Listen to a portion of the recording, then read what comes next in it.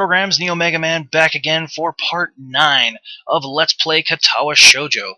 Today, someone knocking at the door. Sounds familiar. I'm jolted awake by a thunderous banging sound coming from my door. My first thought is, it could be Shizune. After all, only a deaf person or a jackass would knock that loudly at this hour. Who is it? Of course, if it's Shizune, she wouldn't be able to hear that or answer it. There's no reply, so I'm kind of pleased I haven't seen Shizune in a while. Unfortunately, opening the door, I find Kenji standing out in the hall, his eyes nervously darting from side to side. Oh, it's you. Yeah, it's me. What kind of reaction is that? Well, I'd be able to give you a more personalized response if you had answered when I asked who it was. Kenji frowns and pushes up his glasses exactly like Shizune. Why are you making that weird face? I wonder how he's able to see me making a face now. He wasn't able to the millions of other times I've reacted to something weird he said or done. I kind of want to pursue this, but I'm too tired to actually do it. Shizune pushes her glasses up just like that. You know, the student council president. It's just a little weird. What the hell? What do you mean there's a girl that does the same thing? You mean she touches her glasses? I do that. That's my thing. Who is this bitch? Why are bitches all up in my business, stealing what I do? His character flips from anger to fear in the blink of an eye. Makes me want to kick him directly in the nuts. Is she trying to replace me? Pod people? No, wait, that's an exact copy. Pod women? It's like my two greatest fears combined. It is! I can't believe he has a point. Hey, you going into town today? Maybe later. Okay, awesome. I have some stuff I want you to pick up for me at the post office. Some delicate, secret stuff. He speaks in a whisper as if talking about his mail, and even a normal tone of voice would jeopardize it. You can have your mail sent directly here, you know. No, you can't. You can have your mail sent to the school, and then the student council picks it up, and then they give it to you. That's not the same as the mail appearing in your hands. I don't trust the student council. Many dudes don't get their mail here, you know. They probably steal it all. They think that just because it's sent to them, they have the license to steal. I could just see them now, elbow deep in mail, fast grabbing all the free swag they can get a hold of. Sickening. Where can I find this mailman who can conjure mail out of thin air and into your hands? I don't know. I bet the student council killed him to preserve their monopoly on all the student shit. It doesn't work that way. Is that what you wanted, though? Fine, I can pick up your mail for you, but eventually I'm going to collect on all these favors. You already owe me some money. Thanks for reminding me. I'll pay you back after I get my package. Yeah, my bad. I can't really pay you until then. I'm still broke. Then I'm basically doing it for money, like a job. Why do you need the package first? Is there money in the package? Nah. I'm seriously dumbfounded. Why can't you get it? Because I'm going to remodel my room today into a war room. As the days go by, I realize more and more how dangerous feminism is. It really is everywhere, even in places like Iran. You can't tell how far up it goes. When the war begins, if we haven't transcended the concept of nations to fight for our genders, it'll be chaos. No one will know what side, or no one will know who will take what side, and a war against feminism wouldn't just mean World War III, but the end of all life on Earth as we know it. If we lose, all our supple Japanese women will be raped and enslaved by a bunch of sociopathic lesbian supremacists. Meanwhile, the handful of men that didn't die in the war will be castrated and forced to repair toilets and build massive monuments commemorating the feminist victory. That's crazy. You're crazy. I think you're overthinking this. As the days go by, I realize more and more that you are not ballin'. We've only talked like 4 times. Oh, sorry. Yeah, whatever. I'll get your package. Awesome. Slam door.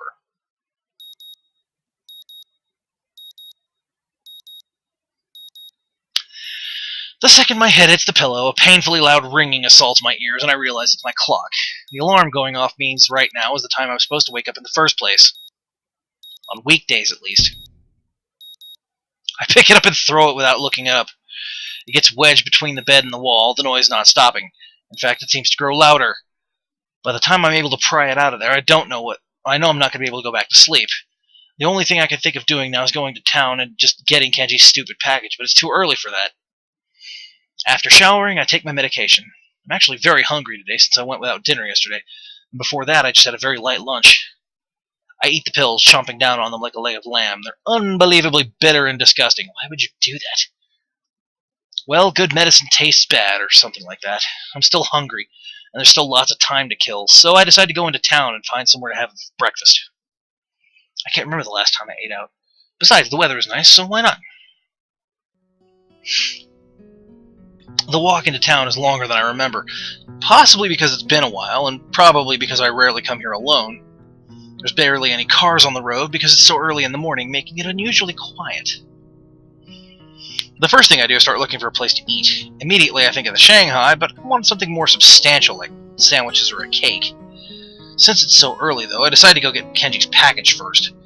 Picking it up at the post office doesn't take very long, but the moment I see it, I'm enraged about what a pain in the ass it'll be to carry this thing all the way back to the school. The box is huge! You need 2 hands to hold it. Insultingly, it's not even very heavy. I was thinking of wandering around for a little while, but with this thing in tow, that's going to be a real problem. I guess the Shanghai's my only option now. Everything else is closed, and the ones that aren't all have about the same menu.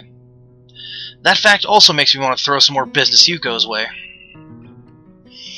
Before I can even open the door and enter, someone taps me on the shoulder from behind. I turn around and see Shizune there, instinctively. I look for Misha, but she doesn't seem to be here. Good morning. Looks like those sign language classes are already starting to pay off.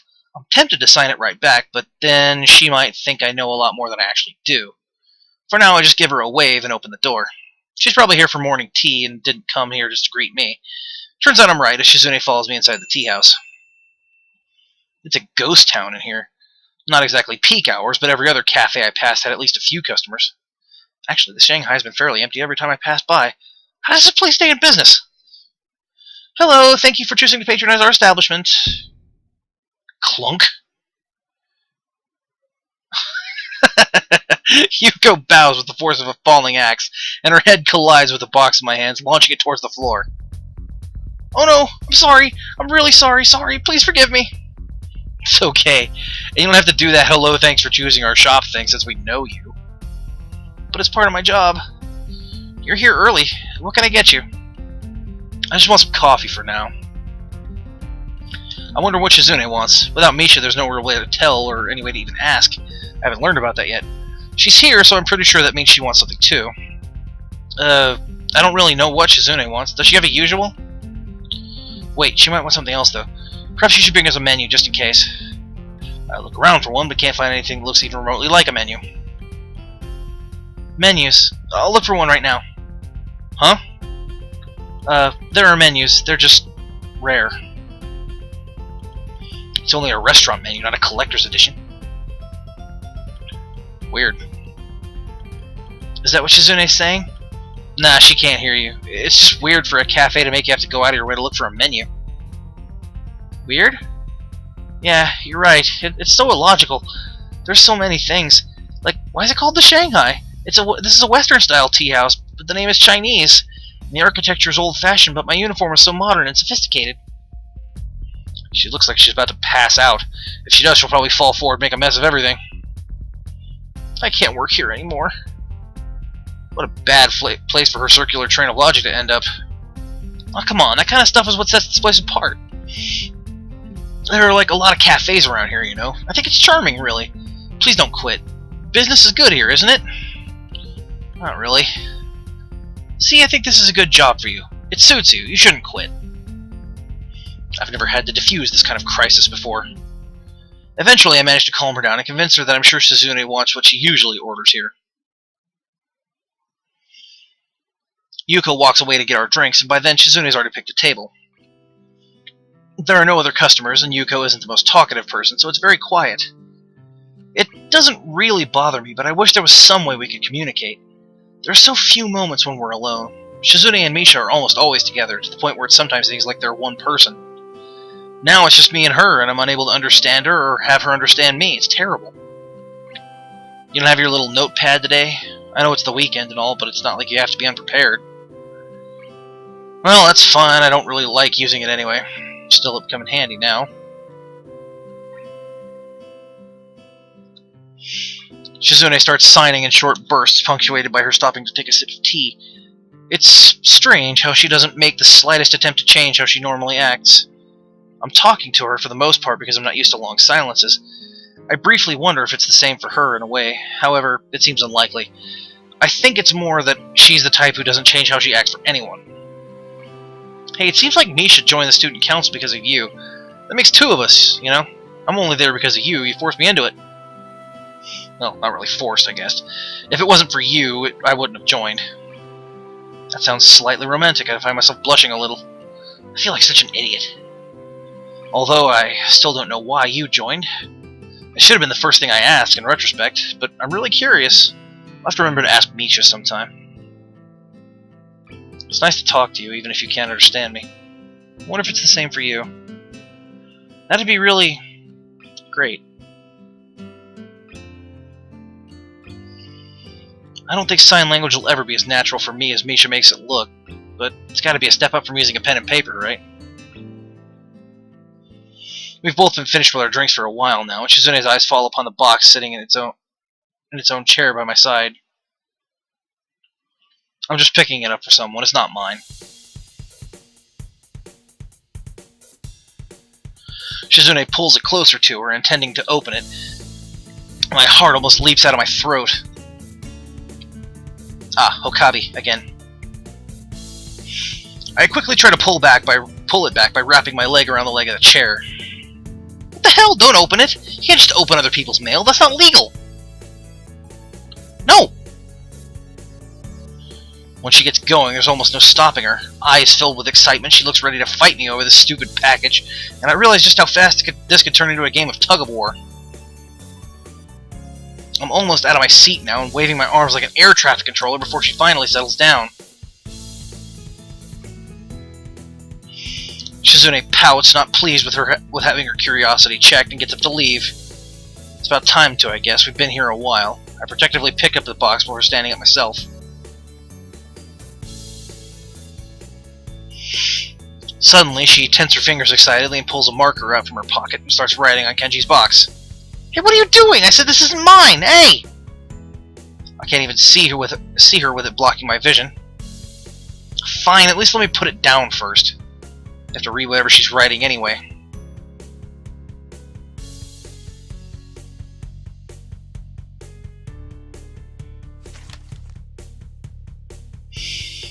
I'll help you carry it, but it's a game. The first one to stumble loses, and the loser has to carry it the rest of the way by themselves. Sorry, I kind of missed a line there, but whatever. That's stupid! There's a 50% chance I'll end up carrying it myself anyway. Actually, I feel pretty stupid myself right now. I just forgot you can't hear me. I stop talking and shake my head. I can't understand her at all, but she's coming across very forcefully. It's clear that she thinks this is a great idea. Well, if she drops the box or something, she'll have to carry it. That'd make things a lot easier for me, obviously. The odds are 50-50 then. They're probably higher than they would be for any other plan of hers. Alright, I'll take it. Thinking about it, I'm not sure how we should do this. Then Shizune grabs hold of one end of the box and lifts it up, and I take the side that she isn't holding. Is this even right? It's very uncomfortable to walk like this.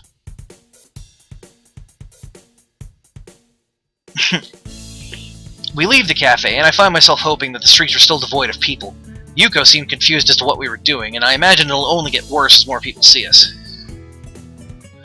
Shizune doesn't seem bothered at all while walking with her arm at this unnatural angle. She just grins confidently and periodically makes some kind of weird gesture.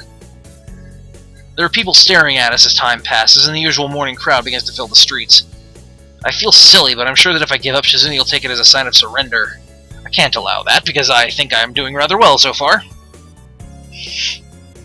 Initially, I just write Shizune's little hand signals off as her preemptively gloating, but I catch on that she's actually signaling where she wants to go. It dawns on me that this isn't a competition. It's not much of a challenge, first of all, and second, it's really more of an exercise in teamwork. It's just that Shizune has made a punishment for failing instead of a reward for doing well. Our fingers touch under the box, and Shizune moves her hand away, almost dropping her side of the box in the process. Well, that's game over for her. She doesn't look very happy. Does she think I did it on purpose to make her lose? If she does, she's making a big deal out of it. All's fair in love and war. I feel like I should take it from her and carry it myself, but she pushes me away when I try. She glares as if to tell me off, but she can't. With that box in her hand, she's basically gagged. A sad expression flickers across her face for a second, maybe on realizing that and having to acknowledge that there are some limitations that she has to deal with after all. However, she's still as prideful as ever, and even when it's to her detriment, she wouldn't accept letting me allow her to skip out on the consequences of her bet. Anything is fair during the game, but the results have to be honored to the letter, huh? Shizune's an interesting type of person. No, she's completely fucking insane, and you're just as insane for liking her. The march back to the dorms is uneventful. Shizune passes the trip by, shifting the box around occasionally like a giant Rubik's Cube. Looks like another game she's invented to amuse herself. It can't be good for whatever's inside, but I don't care enough to stop her. Maybe this is how she deals with things, by making everything into a game. It's hard to say for sure, though. It seems futile to try to psychoanalyze Shizune. In the short time we've known each other, I've been surprised on a fair number of occasions. I noticed Shizune shivering. God, so many S sounds. The wind is picking up, and the school is pretty high up. It makes sense that she would be cold. If I gave her my jacket, though, would she reject it? I take off my jacket and drape it across her shoulders before she has the chance to protest. Her shoulders are slim and delicate, so much that I want to let my hands linger on them. Shizune flinches when my fingers brush against her, understandably surprised. Sorry. Her fingers dance lightly over the surface of the box. I think of taking it from her, but I doubt she would let me. Shizune makes a quick gesture with her hands as best she can, pausing a bit afterwards as if wanting to say more. I'm sure that what she means is thank you. I'm glad that I was able to catch it.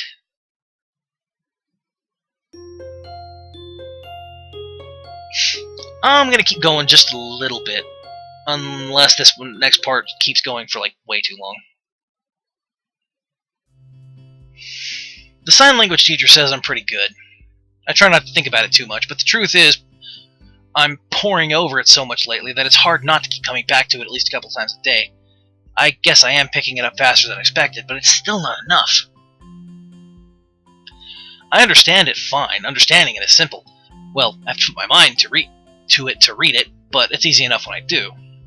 The signing itself is doable, I just need a little more practice. However, trying to do both at the same time, even at half the speed that Misha does it, it's impossible. Where I'm at now is good for my level, but in order to reach a point where I'll be able to really converse with Shizune, I need more work. I'm doing my best to get to that point one step at a time by doing as much studying as I can squeeze in during lunch. I look up from Introduction to JSL to check if Shizune or Misha are around.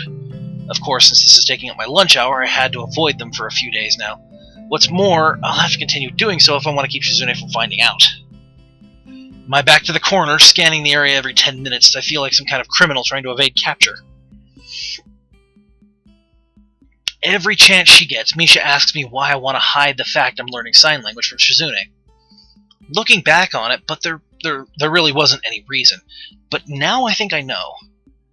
If I want Shizune to be able to treat me as a true equal, sign language is an important step to that goal. Whoops. Oh, School Days is the name of this track. If I want to be able to treat Shizune as an equal, then sign language is an important step towards that goal. Another important step is to make sure that she doesn't know, so that when we're able to finally speak on equal terms, I'll be fully ready to do it right, not like some dilettante. Anything less, I think, would be insulting. She'd see it the same way. So to me, this is the only option, especially now that I've decided to be so resolute with it. Shizune has a huge aura. It's very easy to see her coming, or even sense her coming. Mostly because Misha's hair lights up any crowd she's in like a beacon, and you can hear her laughing from a mile away, or more. Although, even if Misha weren't with her, it would be the same. Her directness and efficiency are core parts of her, so it's no surprise that they come across in the way she walks as well. Due to all these factors, I'm able to put away all my things and put on my best casual face long before they see me and head my way. Hi! Student Council! Student Council!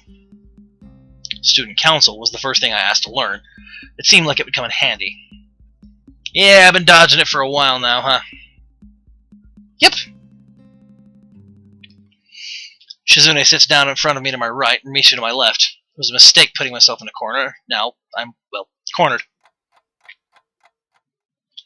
In the end, I'm dragged off to the student council room, but I don't mind. I was starting to miss them a bit anyway. In some ways, this makes it easier. Satisfied with having caught me, Shizune doesn't have to ask where I've been all this time. Once I stand before the door, I wonder what could be so important that they're eager to pull me back in. Games. There are more games out than books. This at least explains why every time I come here, there are stacks of books piled on every table and occasionally parts of the floor. They need the room to put all these games somewhere. It's boring playing against each other so much, Hee-chan, so it's your turn, okay? Okay, it's settled then. Oops. Damn it, my microphone cord keeps catching on the edge of my TV and it pissed me off. I didn't even say anything! Hee-chan, this is one of the last days we'll be able to take it easy like this for a while, so it's especially important that we make the most of it, don't you think? Tanabata will be coming up soon, and we'll have to put in a lot of work for that too. So for now, play with us. Come to think of it, it's true. I hadn't even noticed because I've been so wrapped up in wanting to learn sign language.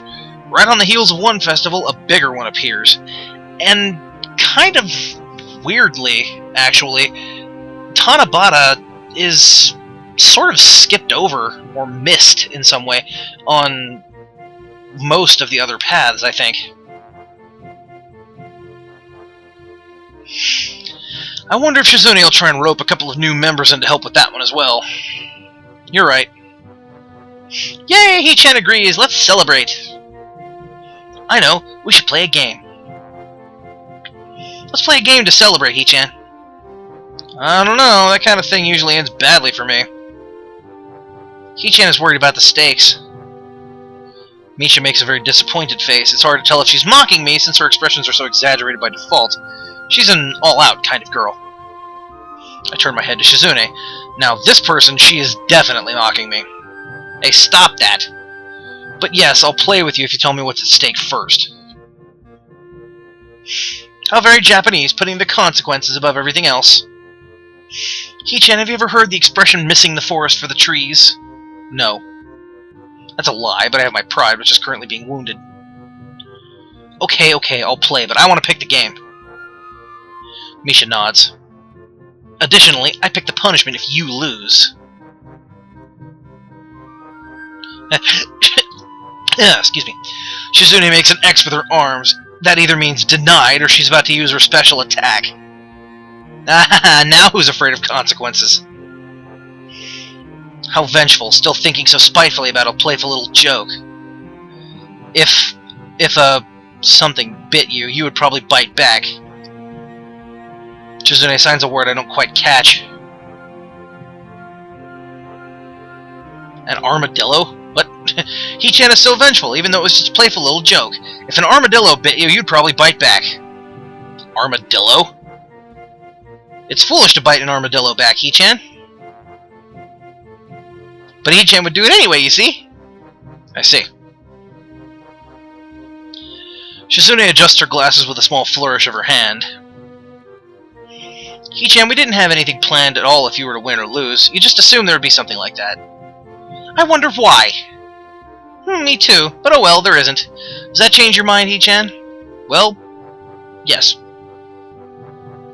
Misha windmills her arm at high speed to show her joy. Weird habit. This is the kind of thing you could only see in the student council room occupied by only 3 people. Anywhere else she would wind up socking someone in the face. Yay, let's start right now. Not just yet.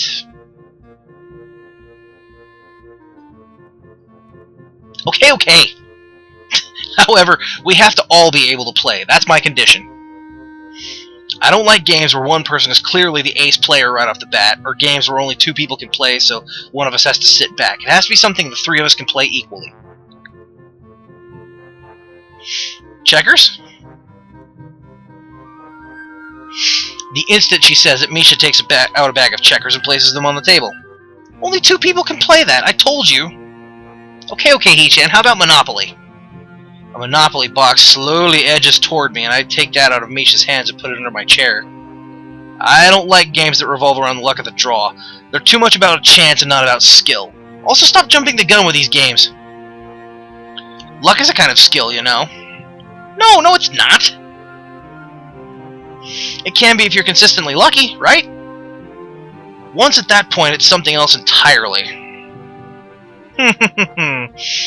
Baccarat, marbles, life, snakes and ladders, roulette, blackjack, paper football, trivial pursuit?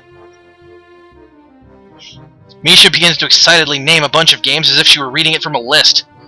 With each suggestion, a new box, board, and pieces appear around her, a bizarre catalog of games ranging from children's fare to serious, polished-looking gambling instruments that look very out of place in this humble room. Three-way chess? Is that even possible? Let's try. Yeah, let's try it, definitely. They pull a chessboard from behind them with a flourish like two junior magicians.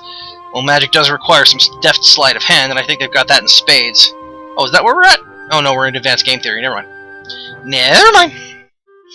I'm not surprised. Nevertheless, it's still somehow unsettling. Stop doing that! Excuse me. What? A very timid voice manages to make me look up. Hanako! I lost my ID card, and someone told me I could find out where to get a new one here. If I'm interrupting something, I could come back later.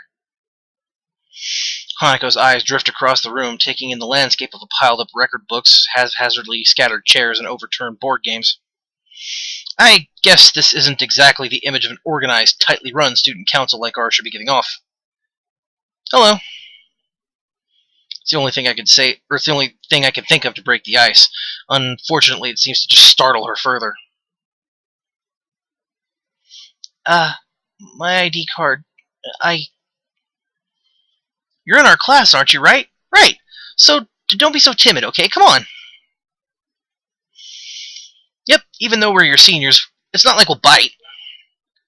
We're not her seniors, we're in the same class. Still, I'm grateful for them to be stepping in. What is it you said you want? An ID card, right? Right. Yes. Her eyes slide away from Misha. Being shy, it's no wonder she's not the best at keeping eye contact. I follow where she's looking and notice her gaze stop on the chessboard at the table. Hanako's eyes widen just for a moment. Shizune notices as well. Do you like chess? Eh? You like chess, don't you? Yeah, you do, definitely. Do you want to play? Hesitation. She might make a break for it. I refuse to get involved in this. It won't end well. To my amazement, Hanako seems to be considering the idea very seriously.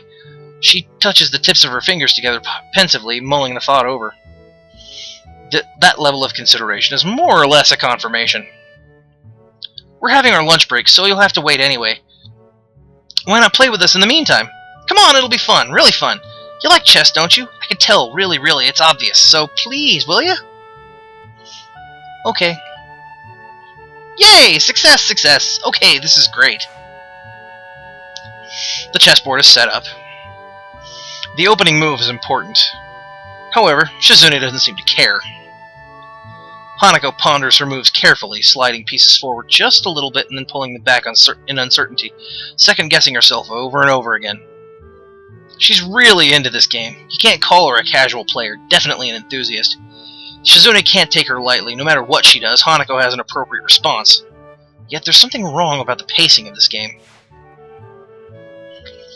Shizune moves too quickly. No, not even too quickly, but with illogical speed. It's like she isn't even thinking about what she'll do next. Either Shizune is in the realm of supercomputers, or she isn't taking this game very seriously. Or maybe Hanako just isn't very good. Shizune forces an exchange of pawns. Hanako's turns take increasing amounts of time as the game goes on, and hasn't even been going on that long. Suddenly, it all becomes clear. Shizune has a lot more time to think about her next move because Hanako takes forever to move a piece. Despite that, it's an interesting game. Black Knight to f6, Bishop to d3. Since they're both playing so seriously, no one is toying with the other. There's no clearly dominant player, at least for now. Maybe this is helped by the fact that they aren't very close to each other from what I can see. Shizune is a mysterious opponent to Hanako, and Hanako is an enigma to Shizune. Hanako's furrowed brows show that she's into the game. She really wants to win, and Shizune always wants to win. Their lack of familiarity is a little depressing, but it's giving life to the game, and allowing them to see each other as a good competition. Maybe they might even end up being friends over it, or at the very least rivals in chess. It's an optimistic thought. Always remembering playing Risk against Shizune, or although remembering Risk against Shizune, she doesn't want to just crush people for the fun of it. The game continues. Shizune plays 12 moves in 4 minutes. What a scary opponent. But Hanako holds her own, even though her king is being chased around the board a bit. Pawn to h6, white knight to e6. The end is near. The game ends. That was a really good game. Thanks. It was really close. I thought I would lose. You're very skilled. Magnanimous in victory and extending a hand to the defeated. Maybe it's because Hanako is taking her defeat so well. This is a fun game, but it took so long. Almost the whole period. Chess is too formulaic, especially at this level. How about some advanced rules? What? Advanced? Yeah, like speed chess, or chess with additional pieces, or maybe we could play tag team chess with 1 or 2 boards. Your choice. Come on, it'll be fun, really. Regular chess is so slow, too methodical, it's boring. I want to play chess that rewards quick thinking and daring. Any one of these comparing chess to it is like comparing checkers to Go, or tic-tac-toe to shogi, right? Right. Wah! Even laser chess might be more exciting. Pick something, pick! Like a deer in the headlights, many emotions spring up at me watching Hanako's mind reel in front of the chessboard, as if she's almost about to faint.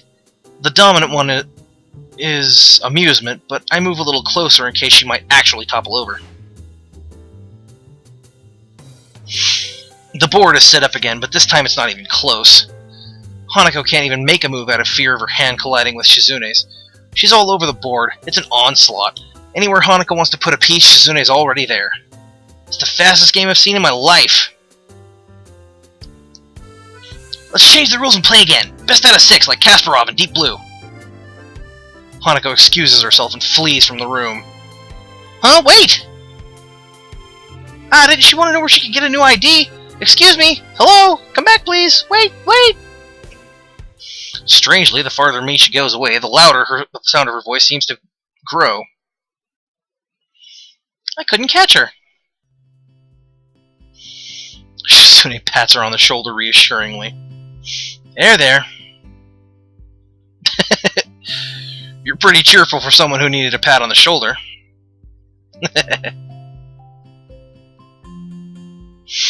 Hee-chan, do you hate games where luck is involved? A question out of nowhere, but it feels like an important one. If it wasn't, why would Shizune be looking at me, waiting for my reaction? Even as I glance in her direction, she tries to pretend she isn't doing so, putting on a casual air by spinning a chess piece in her fingers. I don't like games that revolve around luck of the draw, right? That was you, Hee-chan. Yeah. Revolving around luck isn't the same as just having luck involved, though. I don't hate games just for having an element of luck. Most games have an element of luck to them anyway. It's what keeps them interesting. I think a game where you know from the beginning how far you can go is boring. And it's not a game, is it? Just going through the motions.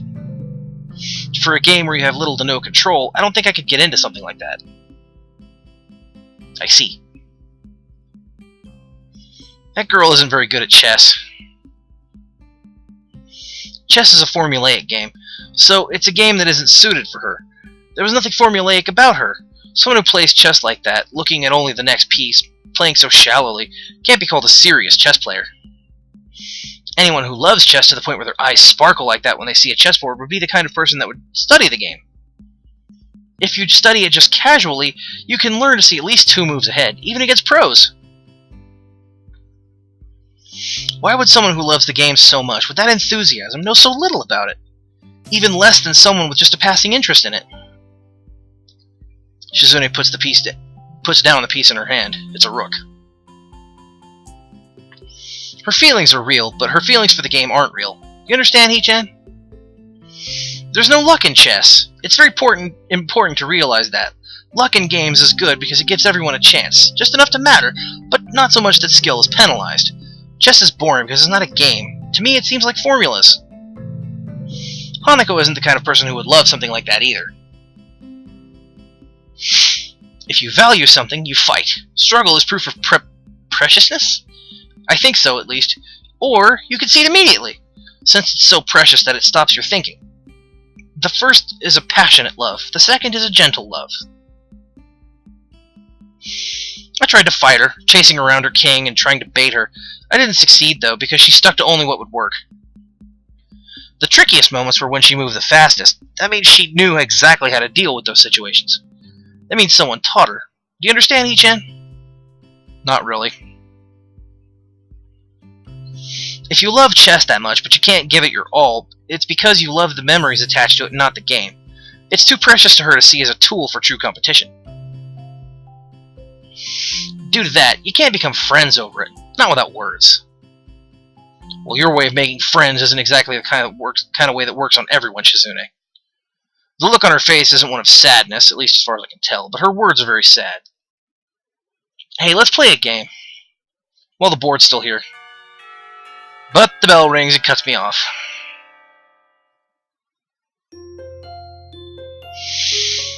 Alrighty, folks, I think that's going to be about enough time for this one.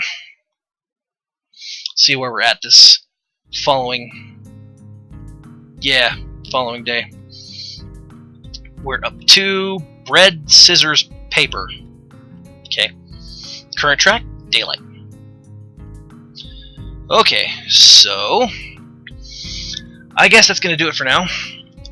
Stay tuned next time for part 10, where I guess we're going to be heading up towards Tanabata. One festival right into another one. And this one, I'm pretty sure you guys are going to enjoy, if I remember correctly. So, for part 9 of Let's Play Katawa Shoujo, I'm your host, NeoMegaMan, signing off. End of line.